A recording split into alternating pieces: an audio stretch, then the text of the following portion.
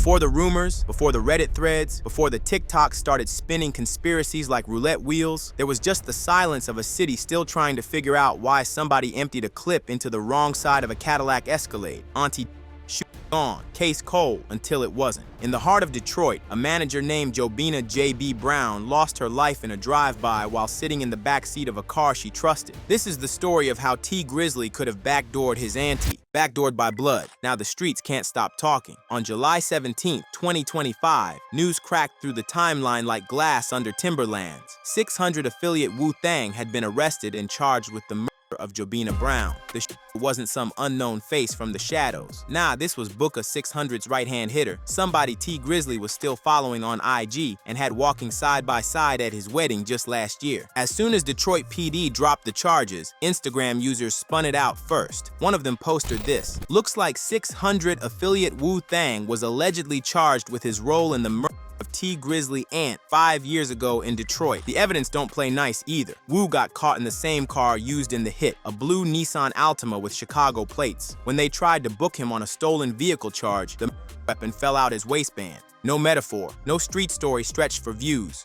That killed JB was found on him, still warm from the bodies it buried. But that wasn't even the most shocking part. Detectives pulled phone data and found that WooThang had been posted outside the murder scene for almost 2 hours, waiting, no circling, no surveillance, just parked, waiting like he had a time and a location. Ain't no way a random op waits on a fluke tip like that. That kind of patience only comes with certainty. Certainty that the car would pull up. Certainty that the auntie would be in it. Certainty that T. Grizzley was supposed to be the one sitting in that spot, except he wasn't. That's where the plot shifts from street beef to surgical setup. See, JB wasn't just T's aunt by marriage. She was his manager, the one who held him down after his prison stint, and the one who, allegedly, still owned a chunk of his music rights and master recordings. According to multiple TikToks and forum posts, that paperwork wasn't something T could renegotiate with a smile. And with new deals and albums on the line, rumors say T had millions trapped in her signature. So when the shits rang off, folks didn't just see a tragedy, they saw a business decision. On TikTok, users claimed that T. Grizzley had actually backdoored his aunt, and YouTube wasn't left behind either. Videos started popping up about how T. Grizzley got his aunt killed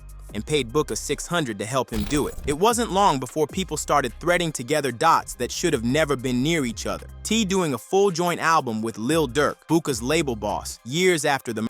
T letting Booker appear in his robbery series. Booker wearing a Grizzly gang chain. Woo being the only one arrested even though he clearly didn't organize anything himself. Woo being silent through it all. Then there's the most gut-wrenching piece. The motive that had Reddit and X users losing their minds. A post on X went viral saying that T. Grizzley had been sleeping with his own auntie. She even got pregnant by him, and so he had her kid.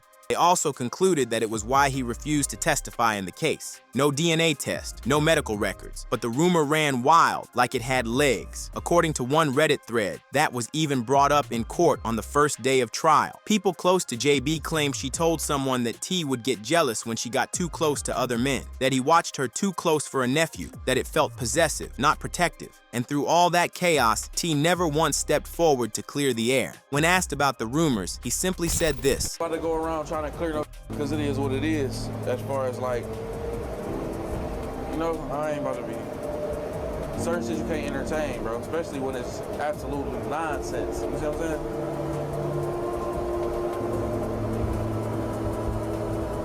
But you do got a lot of motherfuckers though that go to the internet and think that everything they see on that facts.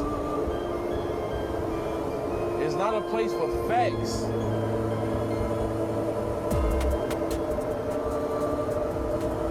You can see some in your face that's not true. So you think you can't be fooled by the internet? That response turned the spark into a flame. People on the internet were amused that he could say that about his aunt's death. It is what it is. After WooThang's arrest, he is now facing life, but the streets ain't watching him. They are watching T. Booker too, because it's no longer about who pulled the trigger. It's about who passed the info and who cut the check. But not everyone is of the opinion that he actually paid to have his aunt killed. One Reddit user said that just from the interviews and the songs about her, they didn't really see him doing that, noting that he was hurt badly over the situation. The user suggested that either he backdoored his aunt or someone in 600 went rogue and tried to take him out but hit his aunt instead. However, other users noted that T Grizzley wasn't in the car when the murder took place. They said, "He wasn't in the car, LOL. He got out and was knocking on the front door to the house. The ran down on the car right after T Grizzley got out, and they didn't see his big ass walking to the door. Seem on now." But the real question remains, how exactly did this unfold? Let's break down the shocking details. Wrong side of the door, August 20th, 2019, East Side, Detroit. By sundown, the air was already heavy, like it knew what was coming. T Grizzley's auntie sat in the back seat of T Grizzley's black Escalade, parked on a side street near one of T's people's spots. She was 41 in manager mode, waiting for T to step into the crib and handle some quick business. Everything quiet until it wasn't. 3 to 4 rang out, windows shattered, flesh tore, and just like that, Jobina Brown's life was gone before help even had time to pull up. Didn't spin the block or chase a car down. He walked up and dumped shells straight into the back door, into the seat T Grizzley had just exited. JB got hit in her side and her arm multiple times. No shots to the head, no warning, just surgical fire. The official word was, police said they didn't know who the real target was. JB was sitting in the rear. T had just stepped out. The opened the door on the side T had been sitting. The assumption was that he meant to hit T, and maybe that's true, but what follows doesn't sit right. T told his side in an interview not long after. The way he broke it down, the trip to that house wasn't even planned. According to him, they were leaving the studio when he decided at the last minute to swing by one of his other auntie spots, just to check on some personal biz. He said JB didn't want to go inside because she was picky about people's furniture, said she didn't like germs, so she stayed behind in the car while he knocked on the door. I'm going to my cousin's house, my older cousin. He was real close with my pops, just like my pop's brother. And I always try to, you know what I'm saying, show him some love because that's another wound we really ain't healed from. Okay. You know what I'm saying? So I went over there and I was telling her, like, come in the house. And she like, no, I don't want to go in. I'm begging her to come in the house. You know what I'm saying? Like, certain areas, you just can't, you got to move right. Right. You know what I'm saying? It ain't about where you at. I could go anywhere I want to. Right. But I got to move right. Right. You know what I'm saying? So if I'm moving right, can't nothing happen to me. So I'm telling her to come in the house. She's like, no. Because JB was kind of like funny acting about dirty houses and stuff like that. The house wasn't even dirty, but to her, she just a clean, real clean person. It's like, no, I don't want to go in them people's house. I don't want to sit on their furniture and all that stuff. I'm like, all right, I'll be right back. So I'm knocking on the door. My people's taking so long to come to the door. Then the pop-off started. T claimed he ducked. His cousin ran out with a pole, and when they came back out, the driver had peeled off, and JB was bleeding out. Sounds clean, right? Except it doesn't add up. WooThang, charged with the murder in 2025, wasn't just caught with the weapon. The feds pulled his phone records and tracked his location to the exact address where JB got hit. According to the full indictment, his device was pinging at that scene for 1 hour and 56 minutes. No back and forth, no detour. Bro was sitting right there, camping out, before T and JB even arrived. How'd he know the whip would land at that house? Who told him T was gonna stop there? If T's own words say it was a last-minute decision, then how did from another state managed to be already locked in, waiting? Reddit had a field day with that detail. One post said that nobody should expect a 600 goon to post up in Detroit for 2 hours without a reason. Somebody had definitely given the drop. The angle started to twist. Instead of seeing this as a robbery or a mistaken identity hit, folks started calling it what it might really be, a backdoor. JB stayed in the car because she trusted T. She wasn't beefing. She wasn't moving grimy. She wasn't spinning blocks. But that trust didn't mean nothing to a gloved-up who knew exactly what side of the car to crack open. In the same interview, T said walked up, yanked open his door, and sprayed. You feel me? Right. But my cousin still came out there with a gun, so I was cool with going out there. I'm like, I ain't seen no glass in the street. I'm thinking they heard some shit pulled off. Okay. So now I'm mad now. Like, y'all heard, y'all leave me over here. Right. You feel me? You could at least call me and tell me, like, it's too much going on over here. Come on, we gone. You know what I'm saying? To my driver ended up calling me, like, and told me what happened. So basically what happened, they walked up to my door and opened my door. You know what I'm saying? Some niggas at my door trying to get at me. And yet WooThang didn't run up on him at the porch, didn't chase T, didn't let off when T dipped behind the house. He emptied his clip into JB, who was sitting still. That move wasn't no heat of the moment panic. It was controlled, the kind of hit where the target ain't supposed to make it out and the don't need to get seen. In the street, that ain't random. That's business. Another Reddit comment explained that the had waited nearly 2 hours for them to show up and said no one waits that long without certainty. Someone must have told him she'd be there. The Escalade itself was loud, tinted up, clean, recognizable. It wasn't no rental or burner whip. That's why the ops could spot it instantly. They knew what to look for. The getaway car was rented, a blue Nissan Altima with plates traced back to Chicago. After the hit, it dipped right back to the chai 2 hours later. When Woo got bagged months after, he was still sliding in that same rental, hadn't even switched it out. No disguise, no fear, almost like he thought he was good. Why? Most folks playing cleanup after a hit don't leave fingerprints on the whole plate, but Woo seemed comfortable, even careless. No mask during the arrest, no burner phone, even the pole he used in the still on him when he ran from police. That's not sloppiness, that's confidence. Confidence that he wouldn't get named. Confidence that nobody would snitch. Confidence that whoever gave him the play wouldn't fold. Meanwhile, T kept moving. New deals, new music, wedding plan, still tied in with Booker 600, still flying the OTF flag, still shouting out Chicago in his verses like nothing ever went wrong. No press run to find the no paid lawyer chasing leads, no GoFundMe post for his auntie or her family, only silence, and the occasional cryptic bar in a track that fans kept replaying to hear what he didn't say. The lyrics goes like this: loved each other way more than we love life. We so close, people thought had a love life. Look how they tried to do me, but got JB. Man, that jealousy so real. Man, that hate so deep. We'll return to these lyrics later, and then you remember, JB wasn't she was his uncle's wife, a manager, a woman who allegedly owned parts of his catalog, a woman who, if the online rumors got any weight to them, might have been more than just family. So when a waits 2 hours outside a house nobody was supposed to be at, opens the exact car door T just stepped out of, and spares T while emptying rounds into JB. Yeah, the streets don't call that coincidence. They call that a setup. And once you start looking at who was in T's inner circle, the picture stops looking like a coincidence and starts moving like a contract. The inside circle. No war starts without a motive, and no hit moves without players who know exactly where to push the button. By the time Jobina JB Brown hit the pavement, her name wasn't just tied to T Grizzly's rap career. It was holding weight behind the scenes. Money, contracts, control. She wasn't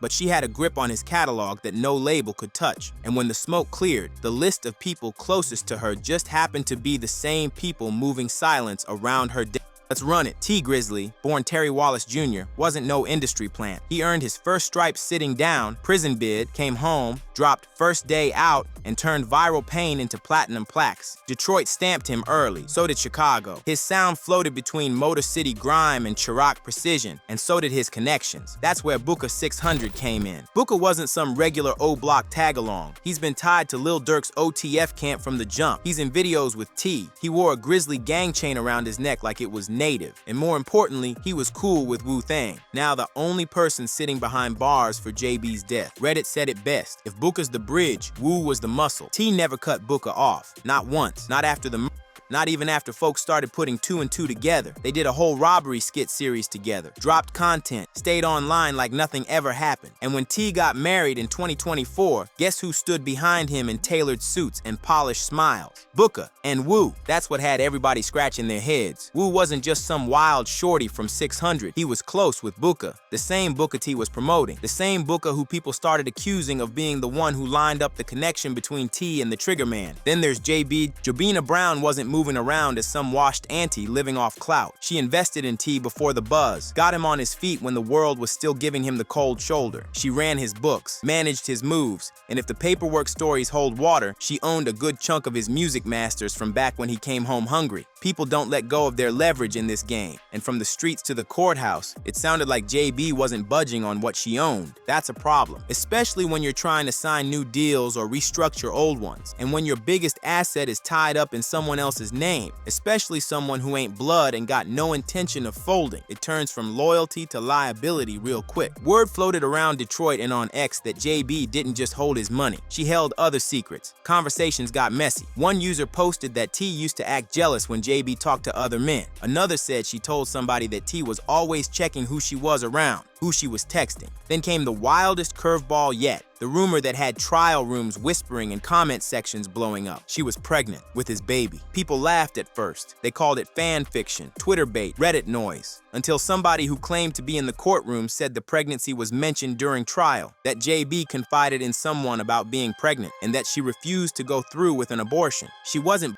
they said. She was the wife, maybe ex-wife, of T's uncle, who was sitting down in prison during all this. The connection wasn't biological, but still, it was twisted. And if the allegations held up, it was more than twisted. It was career-ending. In drill politics, secrets don't stay buried for long. And if the wrong blogger got wind of that pregnancy and that management contract, the whole empire T was building could have crumbled overnight. So now you're looking at a puzzle that fits too clean. A manager who wouldn't sign away masters. A woman carrying a rumor that could ruin you. A who waited 2 hours in advance, a middleman who's still by your side after the fact, and a rapper who never once tried to clear the air. T called JB his family, but the internet started calling her a threat, the kind of threat you neutralize before it grows teeth, and through all of it, T kept quiet. That's what had people looking sideways, not the pain, not the silence, but the fact that he didn't seem surprised that people were accusing him in the first place. And that's the thread pulling this whole case together, the silence. Booker's still free, Woo's still tight-lipped, T's still working, and the person who held the bag, the paperwork, and possibly a baby in the back seat. Some circles think the motive was greed, others think it was shame, but more and more people think it was both. That once JB crossed a certain line, she turned from family into fallout. And in this game, when the risk starts outweighing the reward, some folks take it to court, others take it to the grave, bars over bodies. Before courtrooms, before mugshots, before Booker's name started circulating, T Grizzley had already told his version of the story. He just did it in a track. Dropped after the shooting, Sadish was more than a tribute. It was a eulogy, a confession, a mask, and a deflection, all in one record. And depending on how you read between the lines, it might also be the closest thing T's ever offered to a real explanation. Off rip, he opens with a double-layered line, "Loved each other way more than we loved life." That's not cousin talk, not manager-client talk. That's the kind of line that had fans scratching their heads even before the rumors of a deeper, more intimate relationship between T and JB started making rounds. Loved more than life? That don't sound like family ties. It sounds romantic, personal, possibly.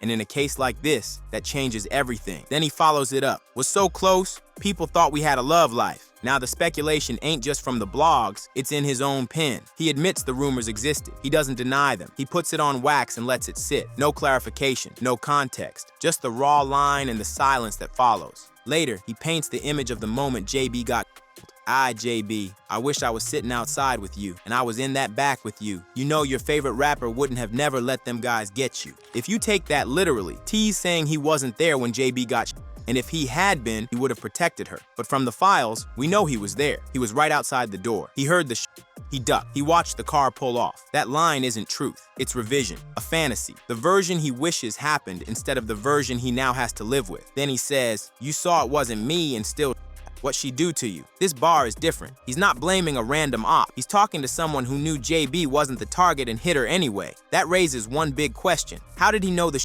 saw her clearly? Did he hear that from the streets? Did the killer tell him? Or is he just projecting? There's also the bar. They found the weapon, bro. It's gonna be hard to beat. First offer 50 years. So it's hard to plea. Ain't no genius needed to connect that one to WooThang. Gun recovered, 50-year sentence offered. Everything aligns with what the trial docs say, which means T isn't rapping in a vacuum. He's speaking on real-time case details. And yet, even as he puts it out there, he never once claims to be on a mission for justice. He doesn't say he's fighting for JB. He's not asking who set her up. He's just venting. A lot of pain, but not a lot of clarity. And if T really believed he was the target, why did he keep hanging with Booker, whose right-hand man was just indicted? Because this ain't about grief. It's about what's not being said. Woo hasn't testified. Booker's lips sealed. T's rapped his only public comments in double meanings and clever rhymes. Even Sadish doesn't give us answers, just fog. It's passionate, it's poetic, but it's also carefully edited. That's what makes this case unlike anything Drill has seen before. Not the headlines, not the rumors. It's the proximity of the silence. Everybody involved is connected. Woo and Booker are OTF. T and Booker were tight even before the hit. Woo shows up as a groomsman. JB owned T's masters. Rumors of pregnancy were brought up in court. The trail isn't cold because the feds lack proof. The trail's cold because nobody's folding. And that might be why this trial could end with a conviction and still no closure. The